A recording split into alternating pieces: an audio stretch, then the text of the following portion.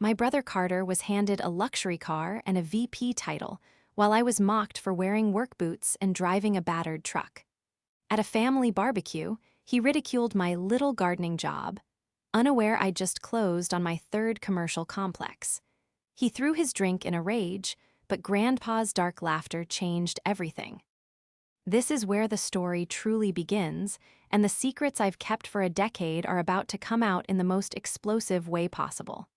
Make sure you're subscribed so you don't miss the fallout. We're curious. Do you have a golden child in your family? Let us know in the comments. I was sitting in the waiting room of the urgent care clinic, the smell of antiseptic and stale coffee turning my stomach, when the text message came through. My hands were trembling, not from fear, but from a mixture of low blood sugar and the searing pain in my lower back. I had just spent 14 hours straight on a job site, overseeing the installation of a massive granite water feature for a tech campus downtown. And I had tweaked a muscle moving a sample slab that an incompetent intern had left in the walkway. I was covered in stone dust. My boots, once high-quality leather, were scuffed and coated in dried mud. My hair was pulled back in a messy, fraying bun, and I probably looked like I hadn't slept in a week, which wasn't far from the truth. I looked down at my phone, the screen cracked in the corner from when I dropped it on a pallet of pavers 2 days ago. The message was from my father, Aaron. Don't be late to the barbecue today. Big news for Carter. Wear something nice for once. Don't embarrass us. I stared at the words, feeling the familiar burn of humiliation rise in my chest. It wasn't the demand to be on time. It was the assumption that my presence was inherently embarrassing. I was 32 years old, yet to Aaron, I was still the disappointment who liked to play in the dirt rather than get a real degree like my brother. I typed back, my thumbs moving slowly. At urgent care, hurt my back at work, might be late. The 3 dots appeared instantly. He was typing, then he stopped, then typing again. Figure it out, Eva. Carter is being named junior partner today. He needs the family united. Stop making everything about your struggles. I let the phone drop into my lap, the plastic casing clattering against the hard denim of my work jeans. My struggles. The nurse called my name, Eva, and I stood up, wincing as a spasm shot up my spine. As I hobbled toward the examination room, my phone buzzed again. It was a notification from my banking app, a scheduled alert I had set up years ago. Wire transfer complete, $450,000. Escrow closed on property 3. I looked at the notification, then back at my father's text about Carter's promotion. The irony was so sharp it almost tasted like iron in my mouth. My father thought I was struggling to pay rent. He thought my gardening business was a cute, failing hobby. He had no idea that the dirt I played in was currently valued at a cumulative $4 million across 3 prime city locations. I walked into the exam room, sat on the crinkly paper, and closed my eyes. The pain in my back was throbbing, but it was nothing compared to the hollow ache in my chest. I realized then that no matter what I built, no matter how much concrete I poured or how many skylines I altered, to Aaron and Susan, I would always be the failure in work boots. But today felt different. Today, the balance had shifted, even if they didn't know it yet. I looked at my dusty boots and smiled grimly. Carter was getting a title. I was getting an empire. The betrayal wasn't that they didn't love me. It was that they didn't know me at all. And that was about to become their biggest problem. By the time I pulled my truck into my parents' long, winding driveway, the sun was already high and hot, baking the asphalt. I drove a heavy-duty, dually pickup truck, a beast of a vehicle that I needed for hauling equipment and towing trailers. It was scratched, dented, and currently covered in a layer of job site filth. I parked it right next to Carter's gleaming, pearl-white BMW M5. The contrast was almost comical. His car looked like it had never seen a raindrop, let alone a gravel road. It was a symbol of everything our parents valued: pristine, expensive, and flashy. My truck was a symbol of everything they detested: labor, grit, and utility. I checked my reflection in the rearview mirror. I hadn't had time to go home and change. I was still in my dusty jeans and a flannel shirt with a tear in the elbow. I tried to wipe a smudge of grease off my cheek, but only succeeded in smearing it further. "Whatever," I whispered to myself, opening the door and sliding down. "Let them talk." As I walked toward the backyard, I could hear the laughter, the clinking of expensive crystal glasses, the smell of high-end steaks searing on the grill. It was the sound of my family's world, a World W. Here appearances were currency and silence was the price of admission. I rounded the corner of the house and stopped. The entire patio was filled with people, aunties, uncles, cousins, and a few of Aaron's business associates. At the center of it all was Carter. He was wearing a tailored linen suit that probably cost more than my first car. He held a Scotch glass in one hand and was gesturing wildly with the other, recounting some story that had the circle of relatives laughing obsequiously. My mother, Susan, was standing next to him, beaming. She looked radiant, her hand resting possessively on Carter's shoulder, as if physically anchoring herself to his success. My father, Aaron, was at the grill, but his eyes were on Carter, filled with a pride I had never seen directed at me. Not once. Not when I graduated high school, not when I started my LLC, not even when I landed my first six-figure contract, which I hadn't told them about because I knew they wouldn't believe me anyway. I took a deep breath, steeling myself.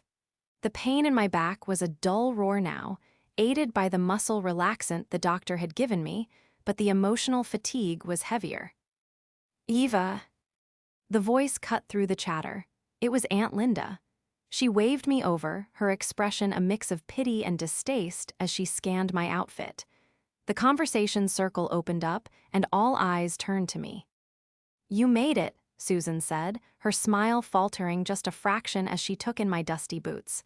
"We were worried you wouldn't fit in time to change." "Work ran late," I said, keeping my voice steady, "and I had to stop at the doctor. I hurt my back." "Oh, Eva," Carter said, stepping forward. His voice was smooth, cultured, but laced with that familiar condescension. "Always lifting things too heavy for you. I've told you you should look into a desk job. Dad could probably find you something in the mailroom. Save your back." The group chuckled, a low, polite ripple of laughter at my expense. "I like what I do, Carter," I said, forcing a smile. "I'm sure you do," he said, taking a sip of his drink. "It's very grounded, earthy." He winked at Aaron, who smirked. I felt the heat rise in my cheeks, but I clamped my mouth shut. I reached into my pocket and touched the cold metal of my truck keys. They saw a laborer. They saw a woman who couldn't cut it in the corporate world. They didn't know that the heavy things I was lifting were the foundations of their city's newest luxury districts. And they certainly didn't know about the legal folder tucked under the passenger seat of my truck, the one containing the foreclosure notice on the very building Carter's new office was located in. I was currently negotiating to buy the debt on that property. They had forgotten one crucial thing. When you spend your life looking down on people, you never notice when they start building the ground up to meet you. To understand why that moment in the garden stung so badly, you have to understand the history of the golden child dynamic in our house. It wasn't just that Carter was favored. It was that his success was manufactured while my struggles were ignored. When I was in college, studying landscape architecture and civil engineering, I worked 3 jobs. I waited tables at a diner, I did freelance drafting for a local contractor, and on weekends, I actually did mow lawns to pay for my textbooks. When I asked Aaron for help with my tuition during a particularly tight semester, he gave me a lecture on fiscal responsibility and building character. He told me that handouts create weakness. 6 months later, when Carter crashed his brand new BMW, the one Aaron bought him for his 18th birthday, Aaron didn't just replace the car. He hired a high-priced lawyer to make sure the DUI charge disappeared, costing the family tens of thousands of dollars. When I pointed out the disparity, Susan cried. She told me I was being unsupportive and that Carter was going through a hard time. Carter's hard times always looked remarkably like vacations. Now, standing on the patio, watching him preen, I felt the weight of 10 years of silence. Carter wasn't just spoiled, he was dangerous. He was the kind of man who believed he was born to rule, but had never learned how to lead. So, Carter said, turning his attention back to the group, effectively dismissing me. The new role is going to be challenging, of course. Director of marketing is a big step up from consultant, but Dad knows I have the vision for it. We're thinking of rebranding the entire firm. New logo, new website, new energy. It's going to be fantastic, Susan gushed. You've always had such an eye for style, Carter. We're going to modernize, Aaron added, flipping a steak. The old ways are dying, we need fresh blood. I walked over to a cooler and grabbed a bottle of water, trying to make myself invisible. I noticed Grandpa Arthur sitting in the corner, under the shade of the large oak TR. He was the only one not hovering around Carter. He sat in his wheelchair, a plate of potato salad balanced on his knees, watching the scene with hawk-like intensity. Grandpa Arthur had founded the family business 40 years ago. He was a hard man, a man of few words, and Aaron had forced him into retirement 5 years ago. Since then, the company's profits had stagnated, though Aaron blamed the economy. I walked over to Grandpa. Hey, Grandpa, mind if I sit? He looked up at me, his blue eyes sharp and clear amidst the wrinkles. He looked at my dusty boots, then up to my face. He didn't sneer. He didn't offer pity. He just nodded. Dirt suits you better than bullshit suits them, he grumbled, his voice low and raspy. I stifled a laugh. Be nice. I'm old, he said. I don't have to be nice, I just have to be right. He gestured toward Carter with his fork. Look at him. Peacock. Doesn't know the difference between revenue and profit. Thinks a business card makes him a businessman. He's getting a promotion, I said neutrally. He's getting a title, Grandpa corrected. Aaron is giving him the reins to a horse that's already limping. They think I don't read the quarterly reports just because I don't come into the office anymore. This was news to me. I knew the company wasn't booming, but I didn't know it was struggling. Just then, Carter strolled over to us, his entourage of cousins trailing behind. He looked down at me, then at Grandpa. Grandpa, you look comfortable, Carter said, a smirk playing on his lips. Eva, didn't anyone tell you to wash up? You look like you just crawled out of a ditch. I came straight from a site, Carter, I said, keeping my voice calm. Right, the gardening, he laughed. He leaned in, lowering his voice conspiratorially, though loud enough for everyone to hear. Hey, seriously though, Eva, if you need money, just ask Dad. You don't have to embarrass us by showing up looking like the help. It's bad for the brand. He took a sip of his scotch, his eyes glinting with malice. He wasn't just arrogant, he was cruel.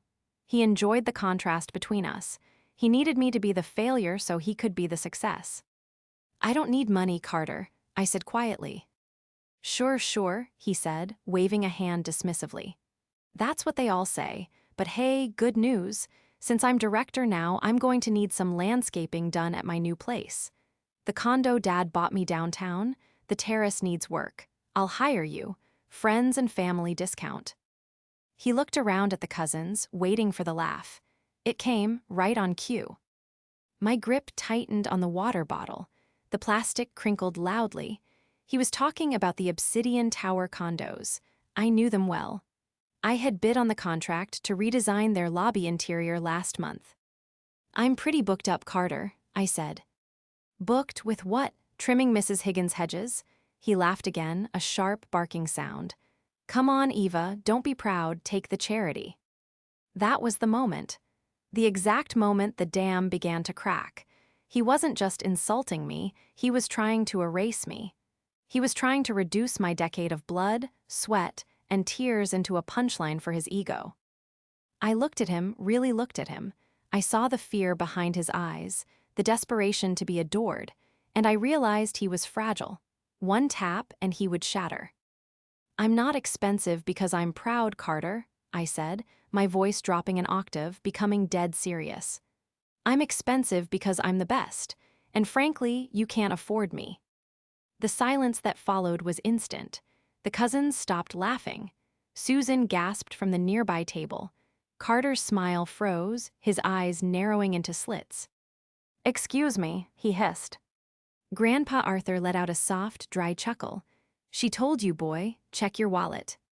Carter blinked, his face flushing a deep, blotchy red. For a second, I thought he might actually hit me. The air on the patio had turned thick and suffocating. "I can't afford you," Carter repeated, his voice rising in pitch. "I make more in a month than you make in a year, Eva. Don't delude yourself." Aaron stepped in then, sensing the tension.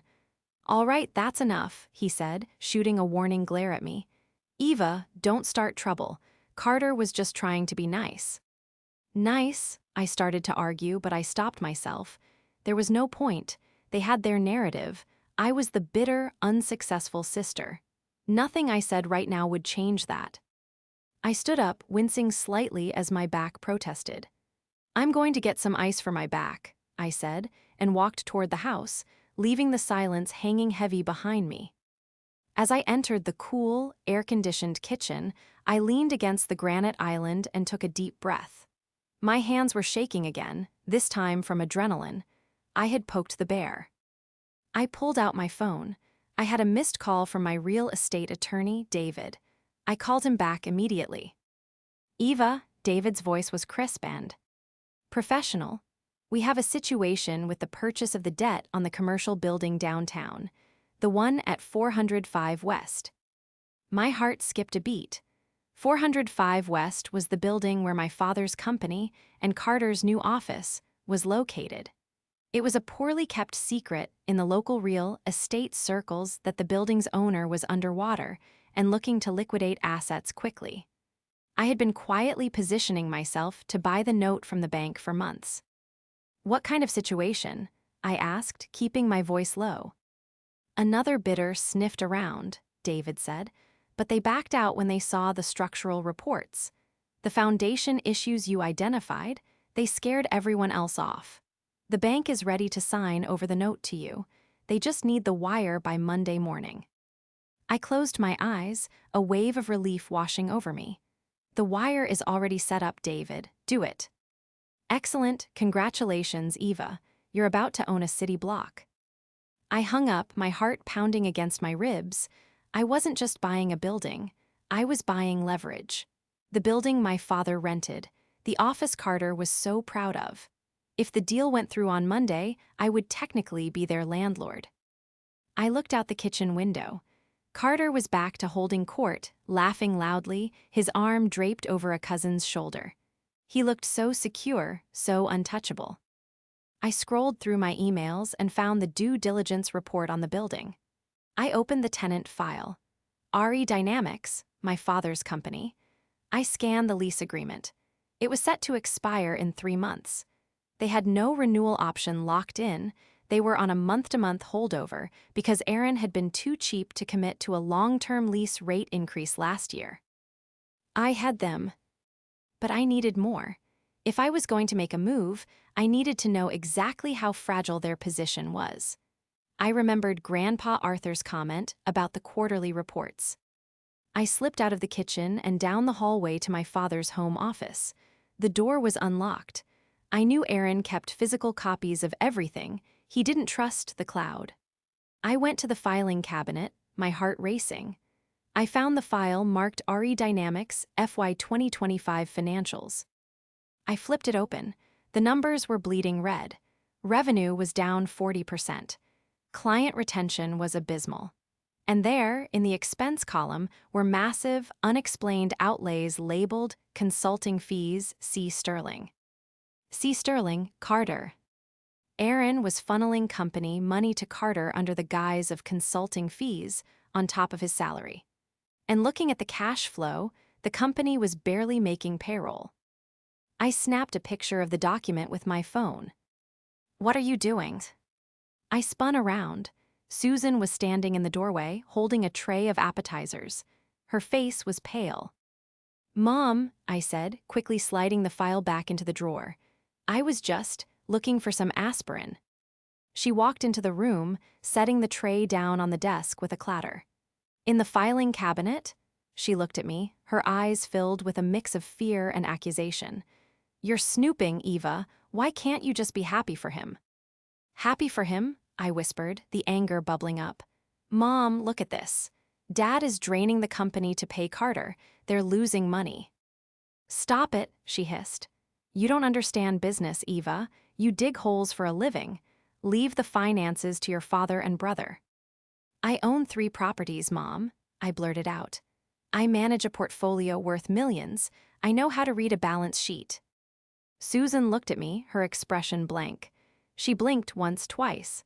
Then she shook her head, a sad, pitying smile forming on her lips.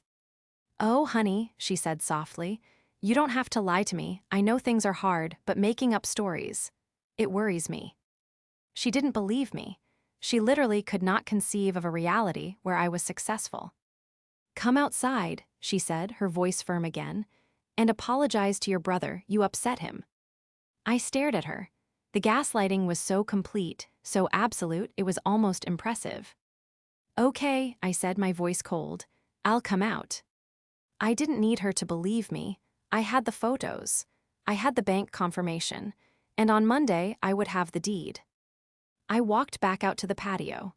The sun was beginning to set, casting long shadows across the manicured lawn. The atmosphere had shifted. The party was winding down, and people were settling into their chairs for coffee and dessert. Carter was sitting at the head of the main table, looking like a king on his throne. Aaron was next to him, lighting a cigar.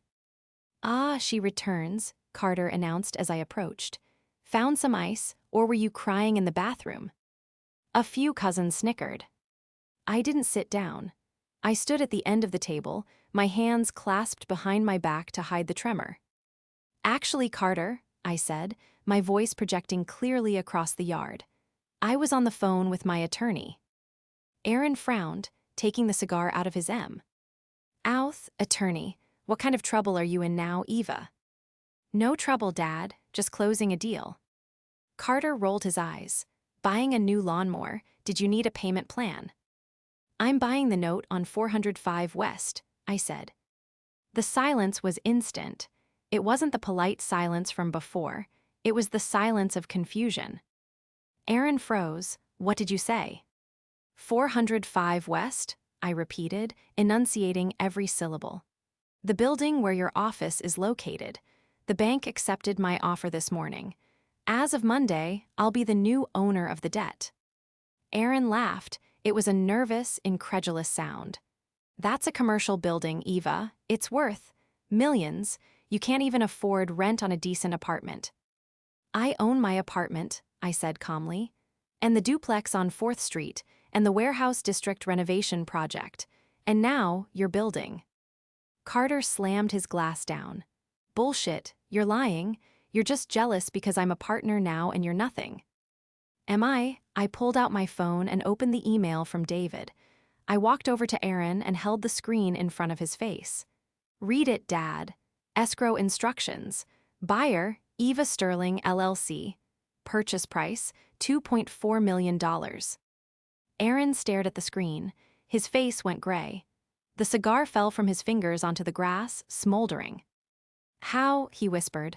Where did you get this money? I worked, I said. I invested. I built my business while you were busy buying Carter BMWs and paying his legal fees.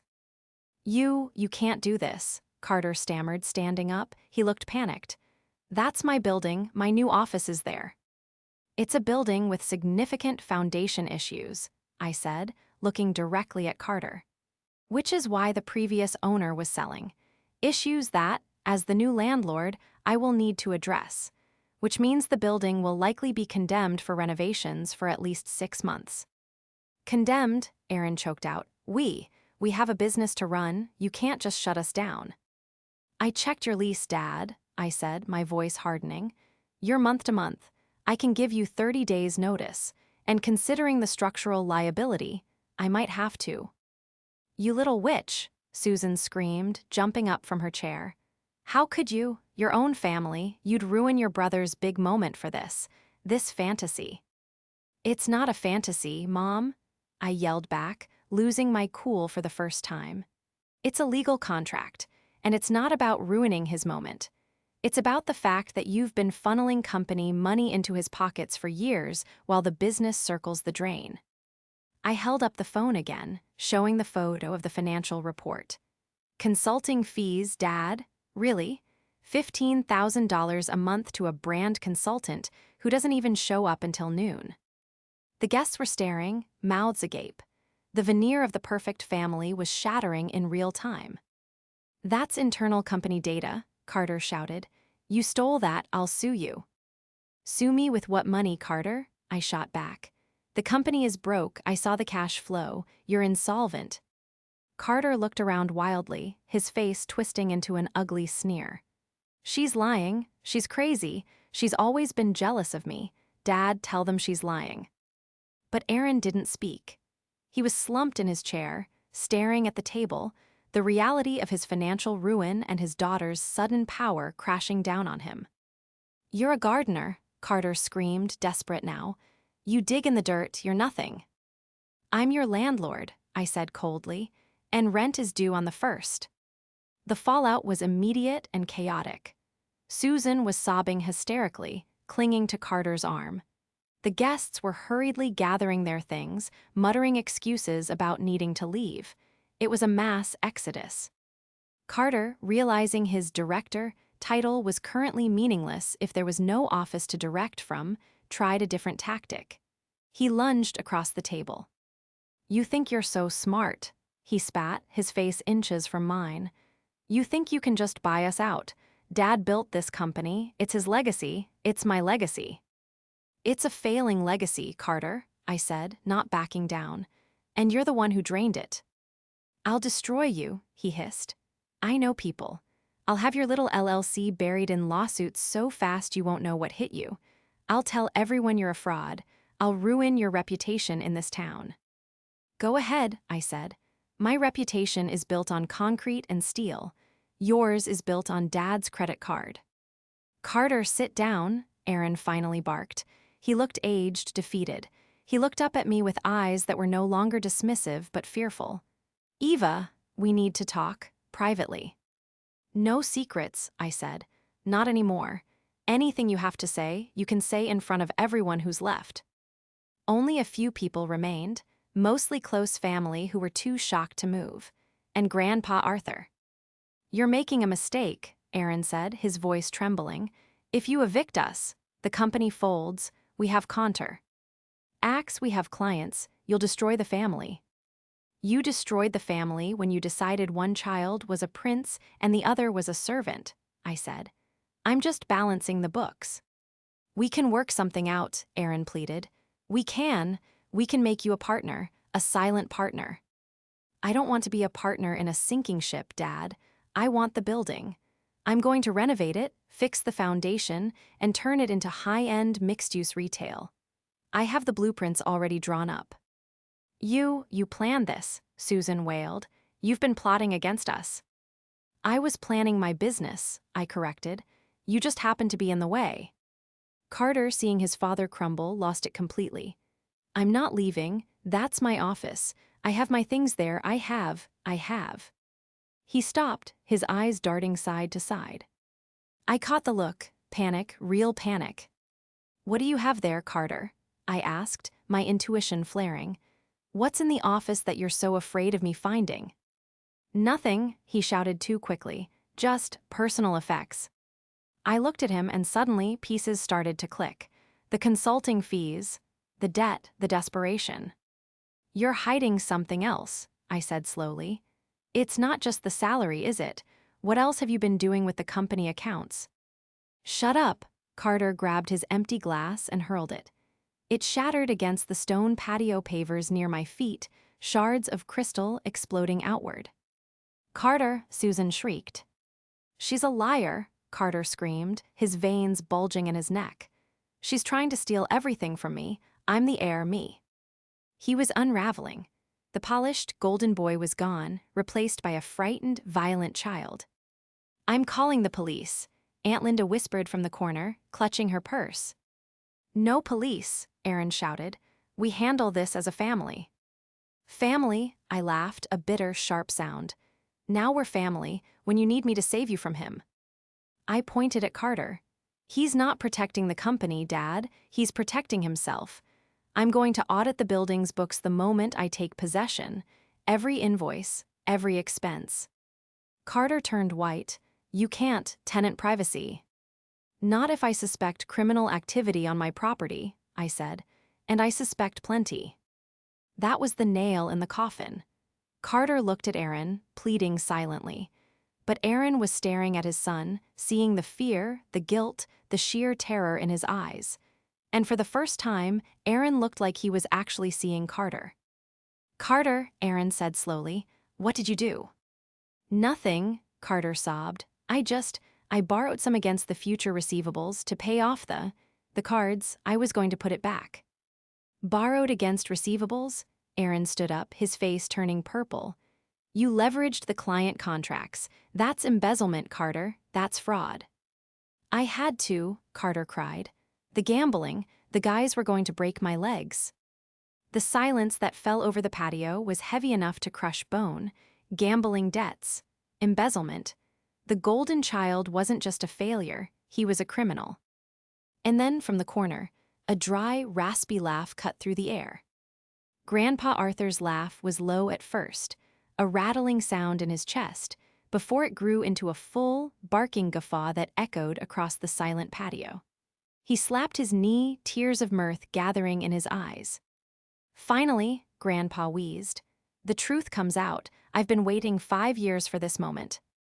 Everyone turned to him. Carter was sobbing into his hands. Susan was frozen in shock.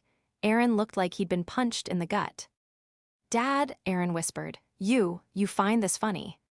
Funny, Grandpa wheeled himself forward, his face suddenly serious, the laughter vanishing as quickly as it had come. I find it inevitable, Aaron. You built a house of cards on a foundation of sand, and you're surprised it collapsed. I told you not to hand him the keys. I told you the boy had no spine. He turned his sharp blue eyes on Carter. Gambling debts, leveraging contracts, you're not a businessman, son, you're a liability. I can fix it, Carter blubbered. I just need a loan. Grandpa, you have money, you can help me. Help you? Grandpa scoffed. I wouldn't give you a dime to buy a gumball. You think I didn't know? You think I'm just a senile old man in the corner. He reached into the side pocket of his wheelchair and pulled out a thick, folded document. He tossed it onto the table. It landed with a heavy thwack. That, Grandpa said, pointing a gnarled finger at the document, is the trust amendment I signed 6 months ago. The one where I removed you, Carter, and you, Aaron, as the beneficiaries of my estate. Aaron gasped, What, Dad, you can't, the company, the legacy. The company is dead, Grandpa said bluntly. You killed it, and the legacy is sitting right there. He pointed at me. Eva, Susan whispered. She's the only one of you wit. Any sense? Grandpa said, looking at me with a mixture of pride and something softer. She didn't ask for handouts. She didn't whine. She built something real. While you were playing pretend executive, she was out there pouring concrete. He looked back at Aaron. I've been watching her, Aaron. I know about the properties. I know about the LLC. I even know about the time she paid for your anniversary dinner anonymously because your credit card was declined and you didn't want Susan to know. My eyes widened. I hadn't known he knew that. Eva is the beneficiary, Grandpa announced. Everything. The remaining stocks, the land in the county, the personal accounts, it all goes to her. No, Carter screamed, lunging for the document. That's mine, it's not fair. Grandpa slammed his hand down on the table, faster than I thought possible, pinning the document. Fair? You want fair? Fair is working for what you get. Fair is consequences. He looked at me. Eva, you own the debt on the building. Yes, Grandpa, I said, my voice steady. Good, he nodded. Foreclose on them, evict them, burn it down if you have to, but don't you dare bail them out. That's my only condition. I looked at my father. He wasn't looking at me. He was looking at the ground, a broken man. The illusion of his perfect son and his successful business had been stripped away in the span of 10 minutes. "It's over, Dad," I said softly. "The enabling stops today." Carter was hyperventilating now, realizing his safety net was gone. But what am I going to do? The debts, the guys. "I suggest you start looking for a job," Grandpa said. "I hear there's good money in digging ditches. Eva might even hire you, if you're qualified." The irony hung in the air, heavy and sweet. "I won't hire him," I said. "He's a liability." And with those words, I finally, truly cut the cord. The next few months were a blur of legal proceedings and logistical nightmares, but for the first time in my life, I wasn't navigating them alone. Grandpa Arthur was by my side, figuratively, and often literally, rolling into meetings with my lawyers to offer his unsolicited but often brilliant advice. I served the eviction notice on RE Dynamics the following Monday. Aaron tried to fight it for a week, then gave up when the forensic accountants confirmed the embezzlement. The company filed for bankruptcy a month later. Carter's fall was less graceful. Without the company's salary and the consulting fees, his debts caught up with him fast. The BMW was repossessed. His condo went into foreclosure. Last I heard, he was living in Susan's sewing room, working part-time at a car wash and dodging calls from collection agencies. He tried to reach out to me once, asking for a small loan to get back on his feet. I blocked the number. Aaron and Susan are adjusting. Susan still cries a lot, mourning the image of the family she thought she had. Aaron is quiet. He works as a consultant for a small firm now, a real job with a boss who holds him accountable. We have Sunday dinner sometimes. It's awkward, but it's honest. There's no more preening, no more lies. He looks at me differently now, not with love exactly. I think his pride is too wounded for that, but with respect and fear. As for me, I bought the building. I gutted it. I reinforced the foundation, stripped the rot, and rebuilt it from the ground up. I'm standing in the penthouse suite right now, my new office. The floor-to-ceiling windows overlook the city skyline that I helped shape. The sign on the door says Sterling Development Group. Grandpa Arthur is sitting by the window, watching the sunset. "Nice view," he says. "It is," I agree. "You did good, kid," he grunts. "You did good." I look at my reflection in the glass. I'm not wearing dusty boots today. I'm wearing a tailored suit and heels. But underneath, I'm still the same person. The person who knows the value of dirt. The person who knows that you can't build a skyscraper without digging a hole first. I turned away from the window and smiled. "Ready for dinner, Grandpa? I'm buying." He chuckled. "You better be, you're the rich one now." And for the first time in my life, I didn't feel the need to correct him. I just laughed, pushed his wheelchair toward the elevator, and went to enjoy the life I had built, brick by brick.